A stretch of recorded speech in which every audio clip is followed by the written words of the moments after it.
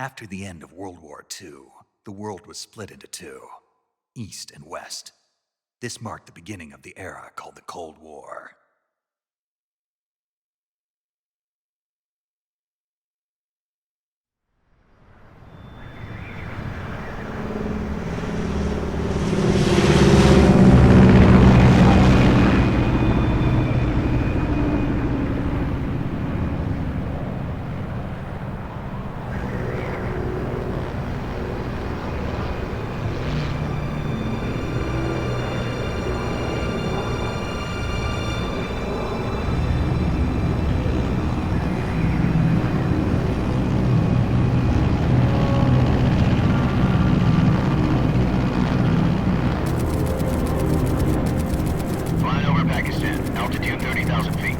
Approaching Soviet airspace. 20 minutes to drop off. Commencing internal depressurization. Equipment check. Arm main parachute. All right. You ready to go? Drop zone still showing a high pressure mass. Cav okay. Good. We've got high visibility.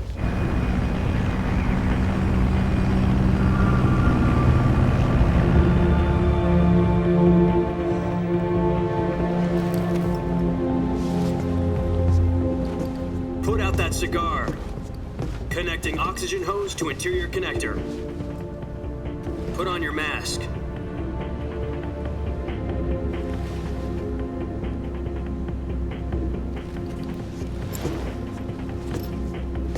Does this panty waste know what he's doing?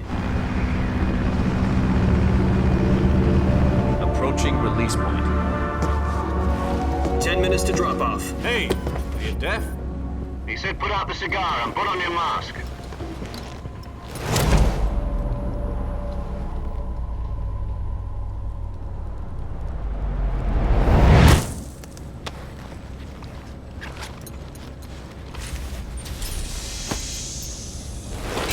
Depressurization complete.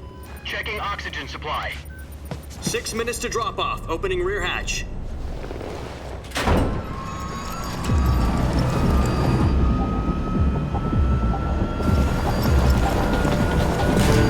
Sunrise.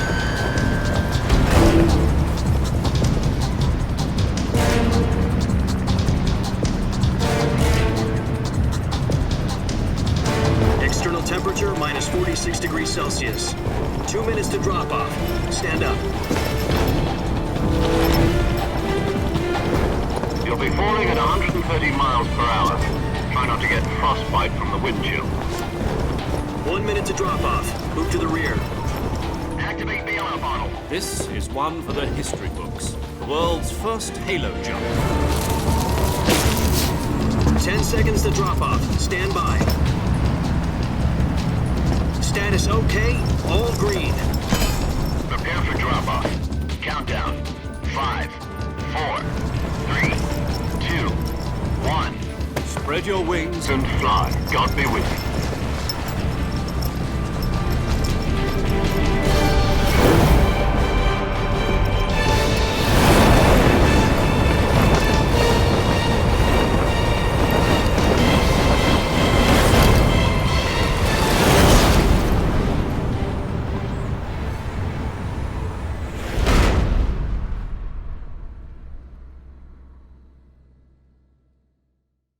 Jack, I've got some important news. The head of the CIA has finally given us the green light for the virtuous mission. Virtual mission? No, the virtuous mission. The future of our Fox unit depends on it. If it succeeds, we'll be officially organized into a unit. Virtuous mission? Sounds like some kind of initiation ritual. You know, don't get cocky. This isn't a training op. Right. So what exactly is this wonderful mission? Well, about 2 years ago, a certain Soviet scientist requested asylum in the West through one of our moles.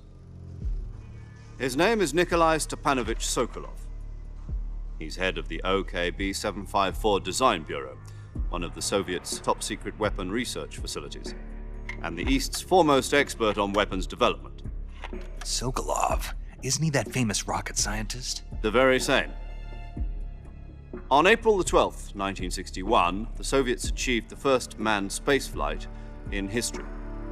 The Earth was blue, but there was no God. Well spoken. The rocket that carried Yuri Gagarin into orbit was the A-1, known as the Vostok rocket. Sokolov is said to be the man most responsible for the multi-engine cluster used in that rocket. After Gagarin's flight, Sokolov left rocket development to become the head of the newly established Design Bureau. From a lowly technician to head of a design bureau, that's quite a success story, so why'd he want to defect? It seems he'd become afraid of his own creations. Afraid? Call it a crisis of conscience. And for that, he left his country and his family behind and went over the fence? Not exactly. One of his conditions was that his family was also to be taken safely to the west. We used a mole to get the family out first and succeeded in sneaking Sokolov over the Berlin Wall shortly afterwards. I was the one who conducted the operation. The security on the eastern side was still full of holes back then. Then what? We got Sokolov over in one piece, but the whole ordeal had left him exhausted, and we checked him into a hospital in West Berlin. It took him 2 weeks and more than 600 miles to get from the research facility in the Soviet Union to Berlin. He was in no condition to say anything coherent. And it was only a week later that we had something much bigger on our hands. The Cuban Missile Crisis. October the 16th, 1962, President Kennedy received word that the Soviets were in the process of deploying intermediate-range ballistic missiles in Cuba. The president demanded that the Soviets dismantle and remove the missiles. At the same time, he announced a naval blockade to prevent further missile shipments from reaching Cuba. But the Soviets didn't back down, instead placing their armed forces on secondary alert. Soviet transport ships carrying missiles continued on course towards Cuba. US and Soviet forces went on alert for an all-out nuclear war. Frantic negotiations were conducted through the UN's Emergency Security Council and unofficial channels to end the hair-trigger standoff. Finally, on October the 28th, the Soviet Union agreed to remove its missiles from Cuba. And so the world avoided a nuclear holocaust. But in order to get the Soviets to pull their missiles out, we had to make a deal. You mean the one where the US agreed to remove its IRBMs from Turkey? No. The Jupiter IRBMs deployed in Turkey were obsolete, and we were going to get rid of them anyway. They had no strategic value whatsoever to either the US or the Russians. The Turkey deal was a ruse, a cover story that was fed to the other intelligence agencies around the world. So what did the Russians really want? Sokolov. They wanted us to return Sokolov. You mean the Soviets pulled out of Cuba just to get their hands on Sokolov? That's right. What the hell was he working on? At the time, we had no idea. We were running out of time. It was either give up Sokolov or risk full-scale nuclear war. In the end, we had no choice. President Kennedy gave in to Khrushchev's demand. The next day, I got Sokolov out of the hospital, handing him over to agents on the eastern side. Sokolov kept on screaming, "Save me," until he disappeared from my sight. Then, a month ago, we received some new information from one of our moles. About Sokolov? Yes. He was taken back to the research facility and forced to continue working on the weapon in question under KGB supervision. What's more, it's on the verge of completion. So what kind of weapon is it? Something to do with space rockets? No, missiles. Same technology. I guess you're right. We don't know the details, but it appears to be a new kind of nuclear device. For half a year now, the Soviets have been conducting frequent nuclear tests at Semipalatinsk. Something to do with the weapon, I assume. We're talking about a secret weapon so big that Khrushchev was ready to pull out of Cuba to get it back. Is Sokolov still in the facility? No. According to our intelligence, he's in Selinoyarsk, a place in the mountains about 3 miles to the west that's known as the Virgin Cliffs. The Virgin Cliffs. Nice name for a virtuous mission. They moved him there just recently. Why?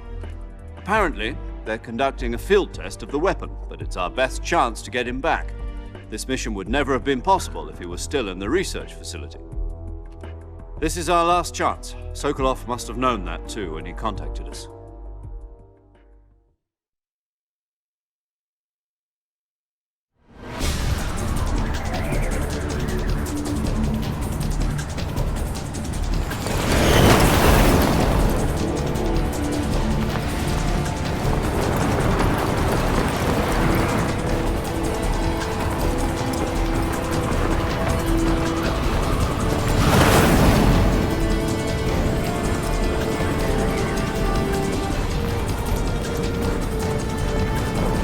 Listen up, Jack. Your mission is to infiltrate Selino-Yarsk in the Soviet mountains, ensure the safety of Sokolov, and bring him back to the West.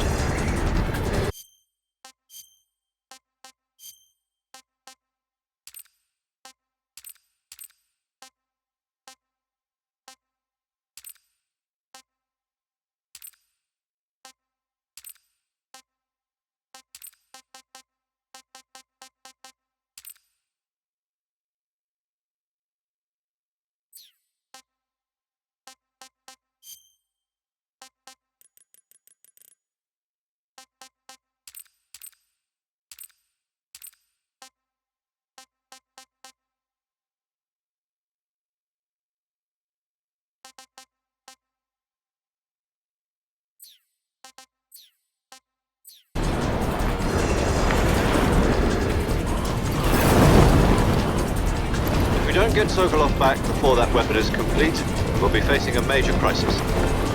The clock is ticking.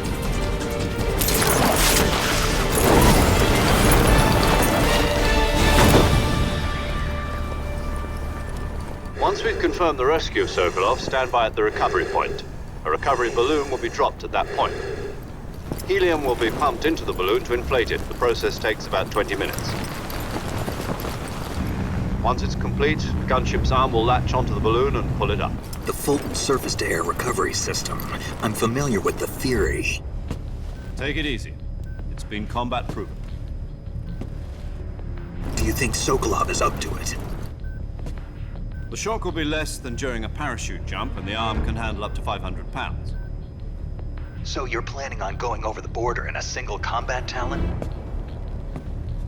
She's equipped with two 6-barrel 20mm Vulcan cannons, as well as two 40mm machine guns.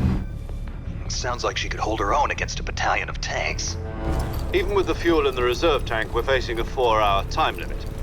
If all goes well, it shouldn't take more than a few hours. Home in time for dinner. But if anything goes wrong, you'll be eating dinner, breakfast, and all the rest of your meals in the jungle.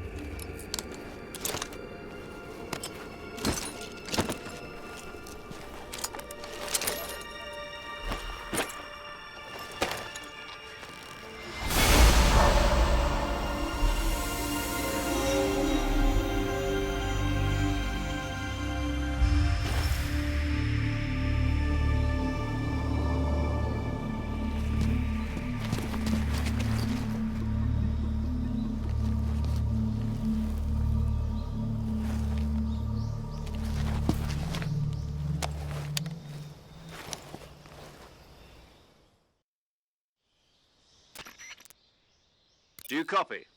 You're already in enemy territory, and somebody might be listening in. From here on out, we'll be using code names to refer to each other. Your code name for this mission will be Naked Snake.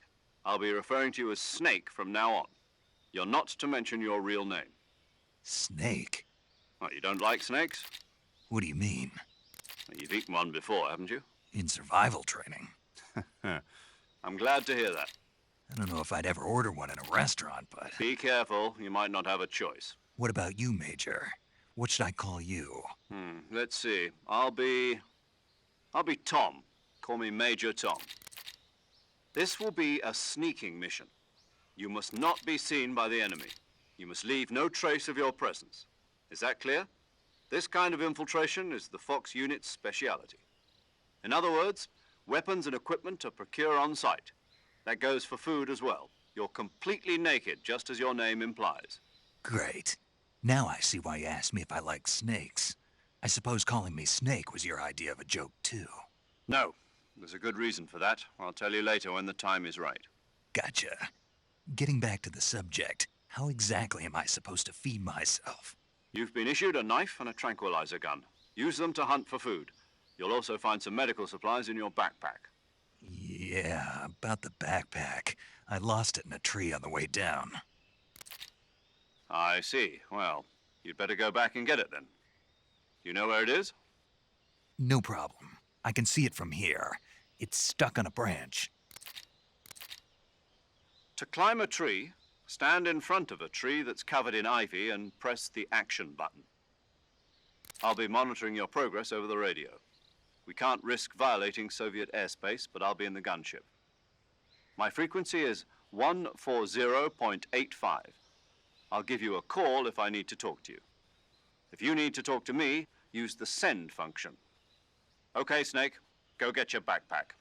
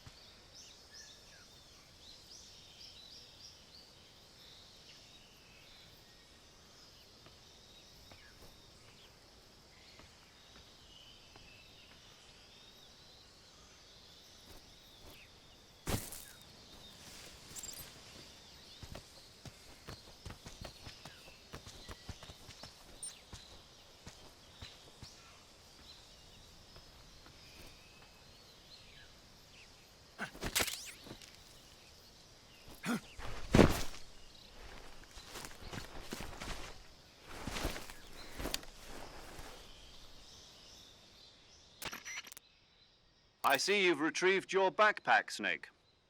To equip a weapon, it's necessary to take it out of your backpack.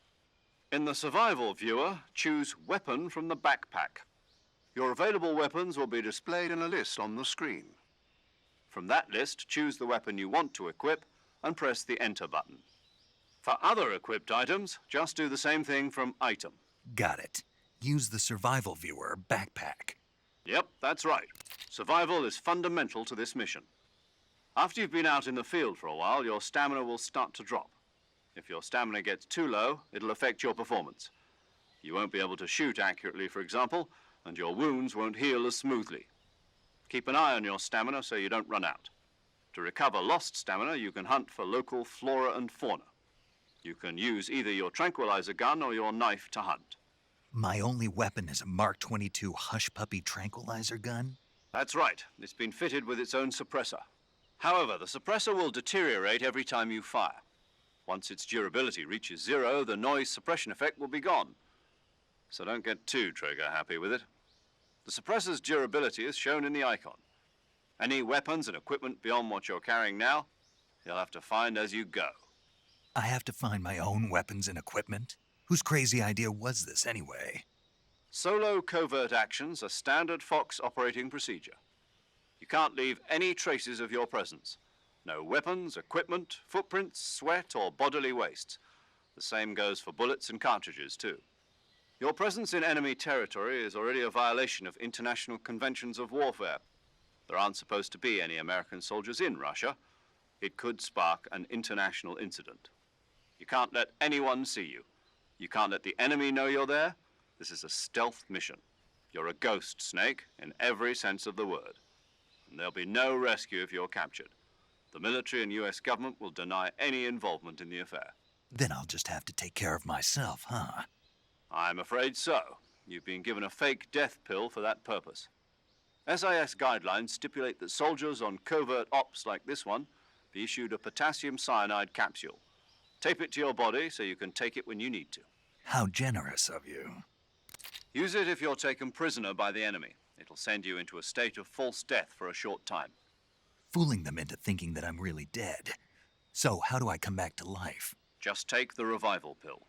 You mean that thing they put in my tooth before the mission? That's the one. But be careful. If you remain in a state of false death for too long, nothing will be able to bring you back. Remember that. I'll keep it in mind. You said this was a solo mission, right? Right. I guess that means I can't count on any reinforcements. Correct. The mission rests entirely in your hands. A real one-man army. Relax. There's a support team ready to back you up over the radio. Who? I'll introduce them to you.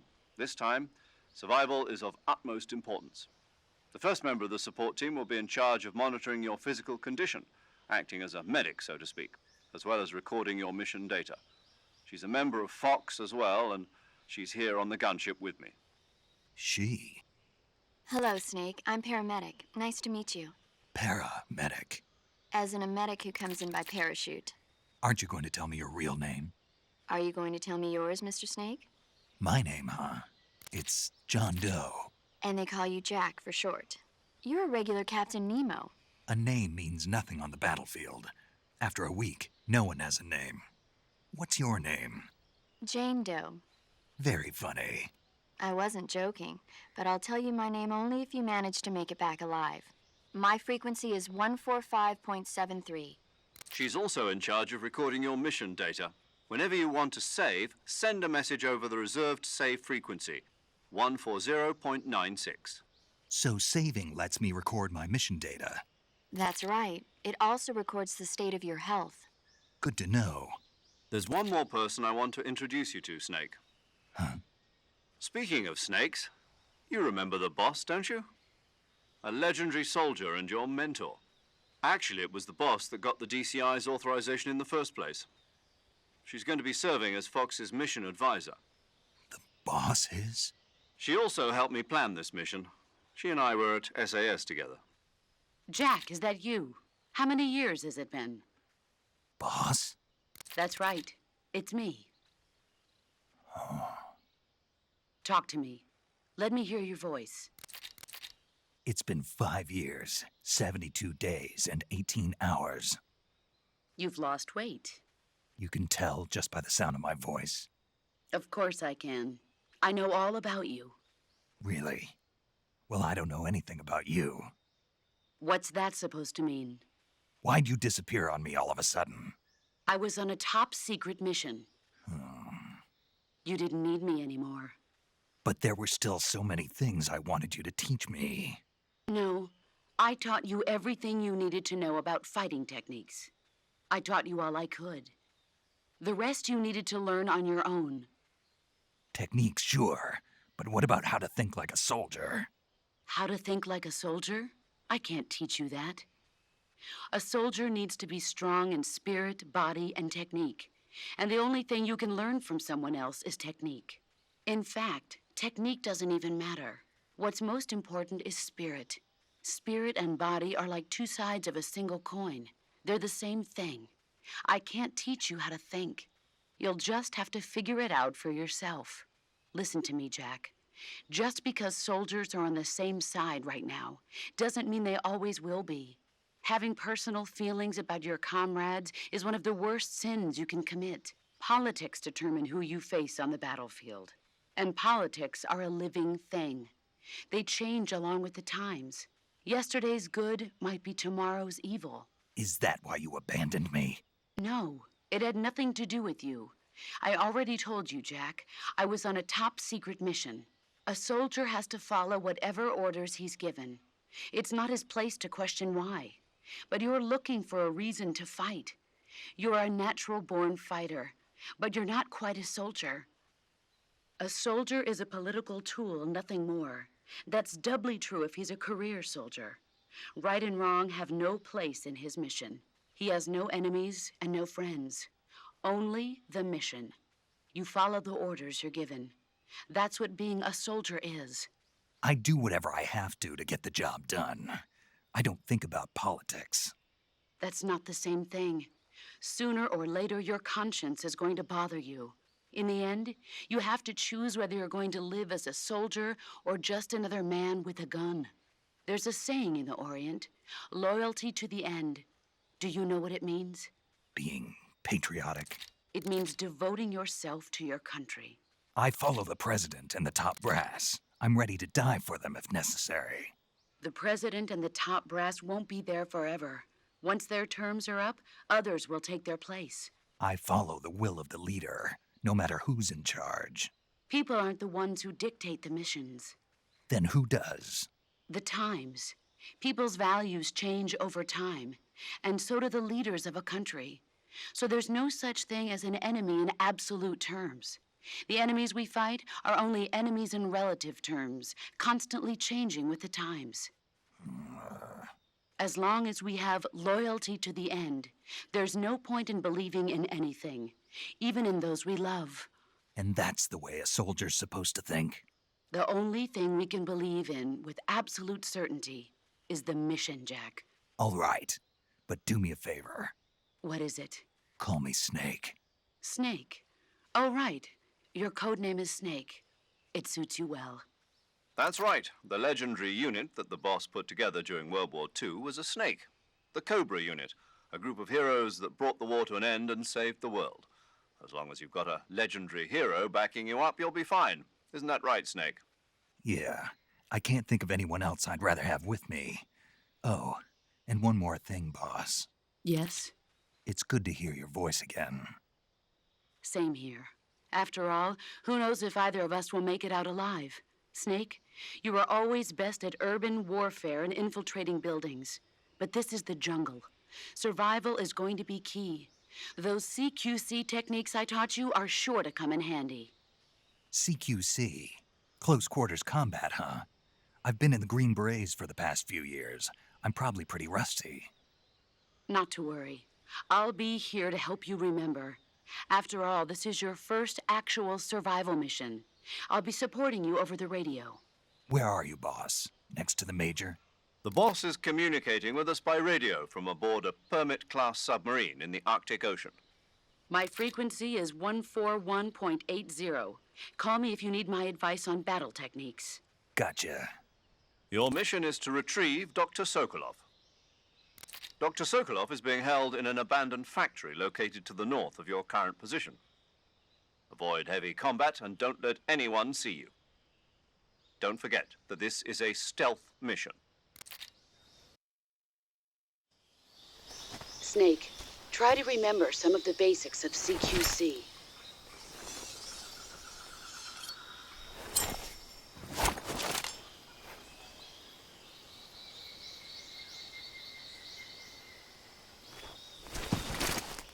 Commencing virtuous mission now.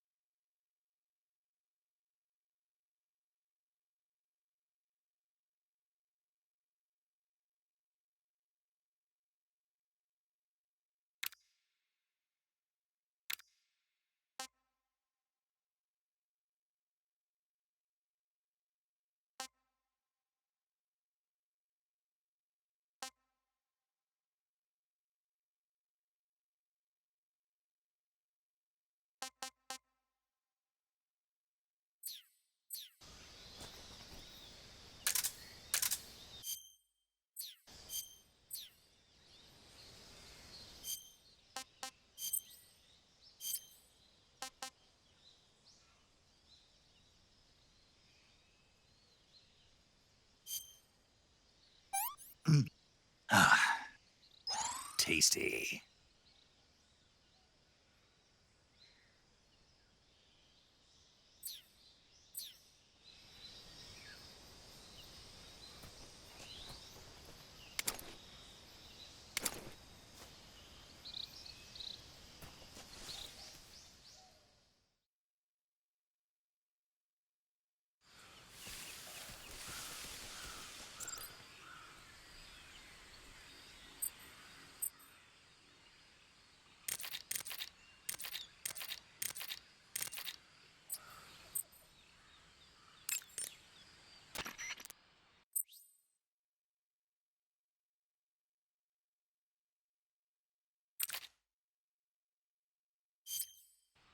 Saving the game, Snake?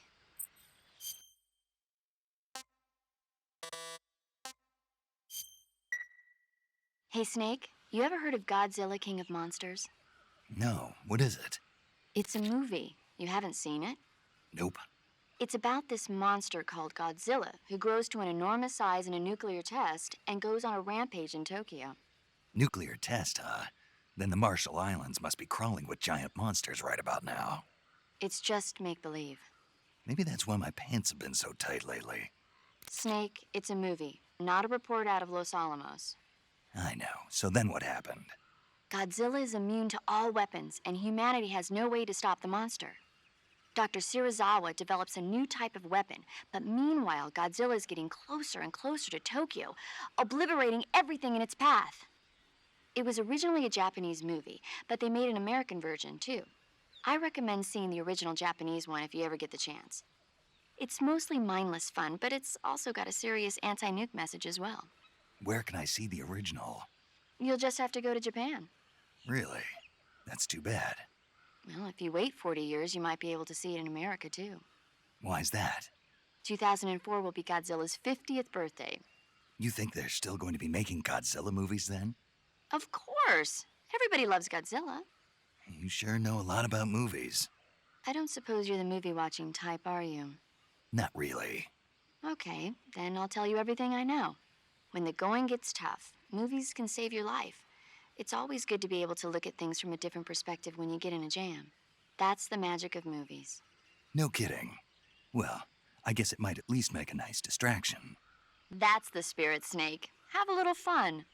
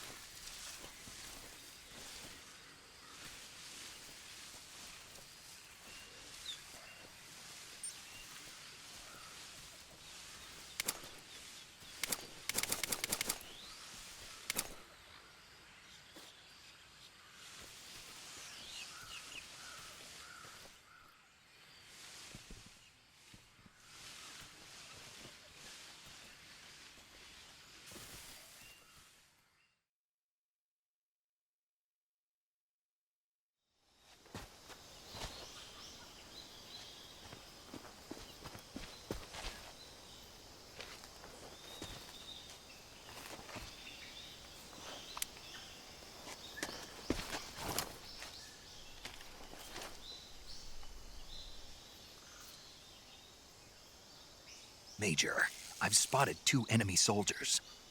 They're probably KGB troops sent to guard Sokolov. AK-47s and grenades.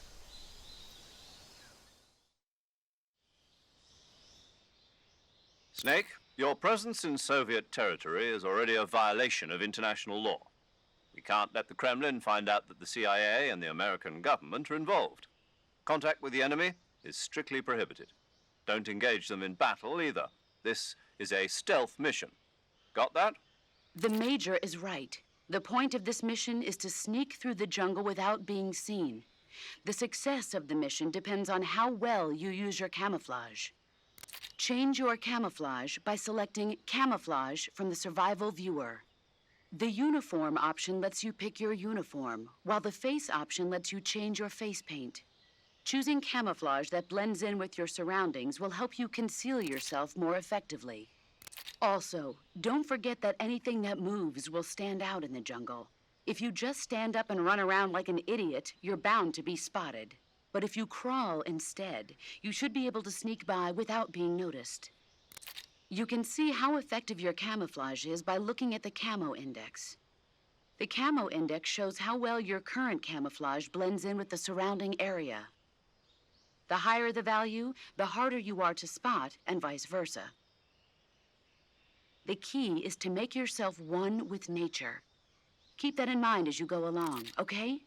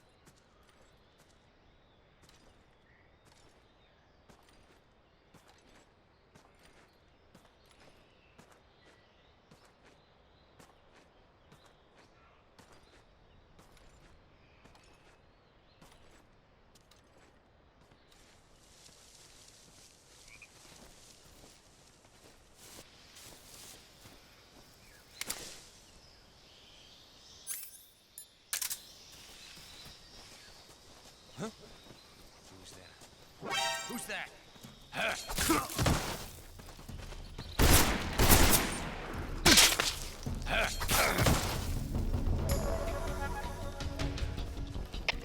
HQ, respond! HQ. Patrol here. Enemy sighted. Requesting backup.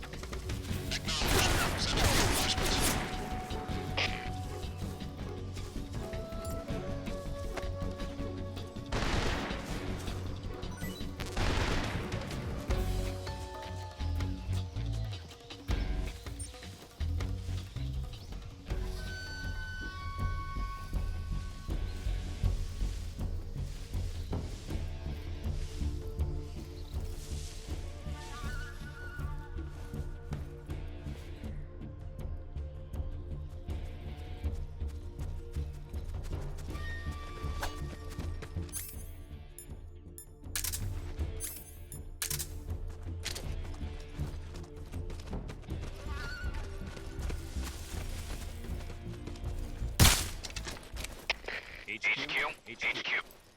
This is HQ. Patrol here. We've lost sight of the intruder. Going into high alert. Acknowledged. The enemy is still nearby. Pursue and engage him.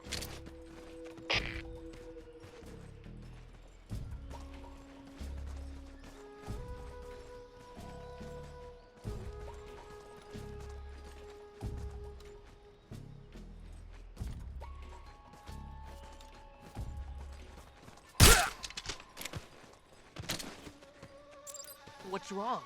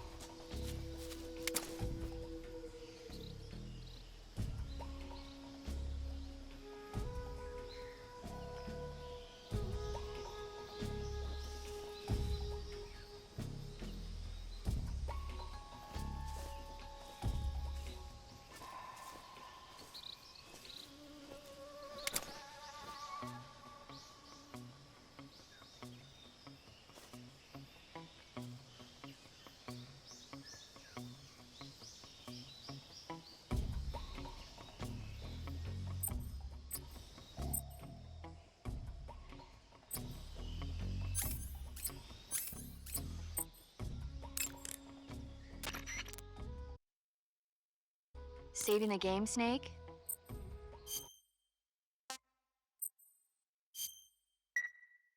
Snake, do you know the creature from the Black Lagoon? Nope, never heard of it. These scientists are investigating a place deep in the Amazon called the Black Lagoon, and they get picked off one after the other by this fishman thing. And there was this scene when the heroine is going for a swim and the creature sneaks up on her from underwater. Oh, I thought my heart was going to stop. I mean, of course, the 3D effects in It Came from Outer Space were a lot more intense, but... It wouldn't be referring to you coming from outer space, would it? How rude! Why do you say that? Because no one on Earth could be as charming as you. Fine. I'll just get to the point, Snake. Be careful of what's around you when you're in the water. Just imagining you swimming in those jungle rivers makes me think of you being attacked by a fishman. I appreciate the concern. Fishmen aren't the only things that'll attack you in the water. Really be careful out there. Okay. And don't be attacking any pretty girls going for a swim, either. Are you calling me a fishman? You started it.